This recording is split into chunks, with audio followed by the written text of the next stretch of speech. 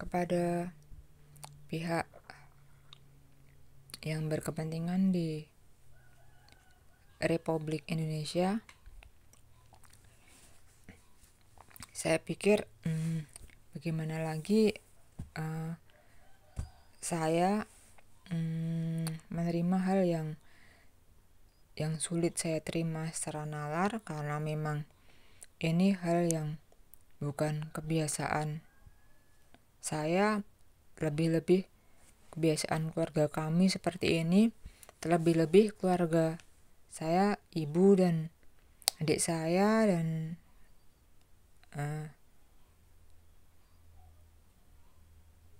adik saya yang lain.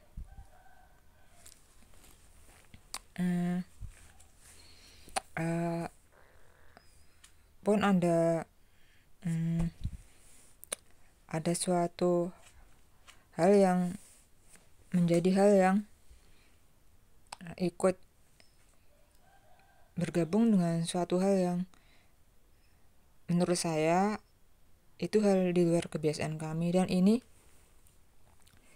hal yang tidak bisa saya terima.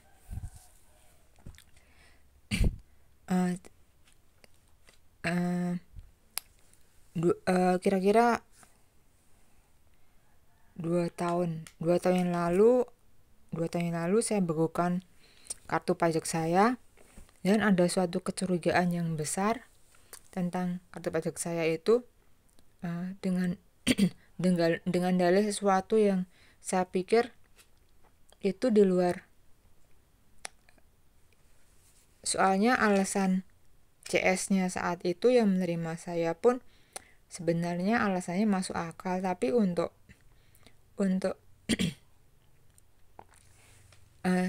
saya mengolah dari kata yang diterima itu, dikatakan saya kan akan membekukan kartu pajak itu karena memang saya tidak ada usaha apapun yang saya harapkan.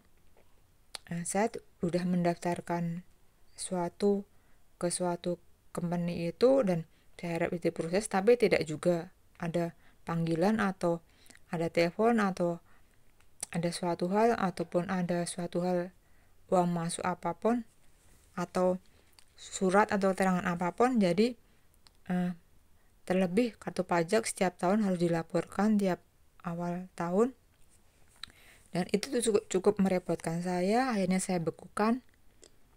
Tapi dari itu saya justru curiga, saya bekukan harus membayar 100.000, dan 100.000 itu berat artinya untuk saya. Itu berat sekali artinya untuk saya. Terlebih alasan yang diberikan oleh CS-nya itu biasa, tapi saya cerna itu saya harus membayar pajak sekian itu karena saya ada suatu aktivitas tertentu yang harus dipajaki. Itu yang saya tangkap.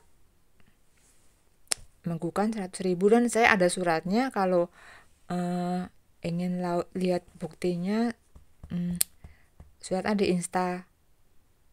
Instagram saya, beyond itu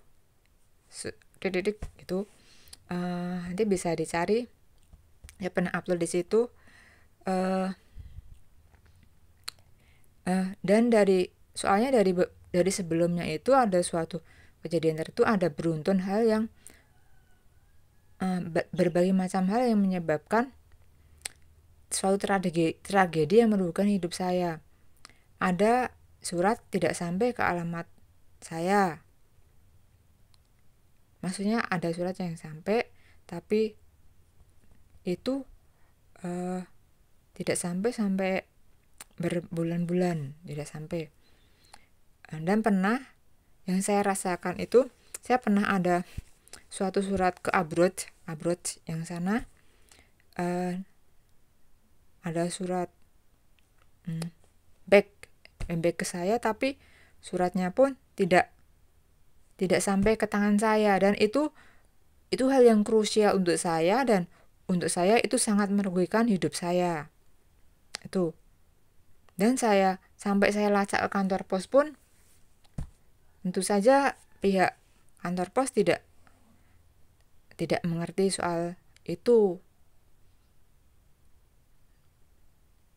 Dan itu secara pribadi akan sangat merugikan hidup saya. Dan karena saya sudah beberapa kali send surat ke abroad, ke sana, tidak hanya sekali, beberapa kali, dan tentu itu sangat merugikan saya. Dan saya rasa juga ada seorang yang mencari saya karena kepentingan tertentu, mungkin semacam kayak cross checkan saya ada tidak, atau itu kebohongan.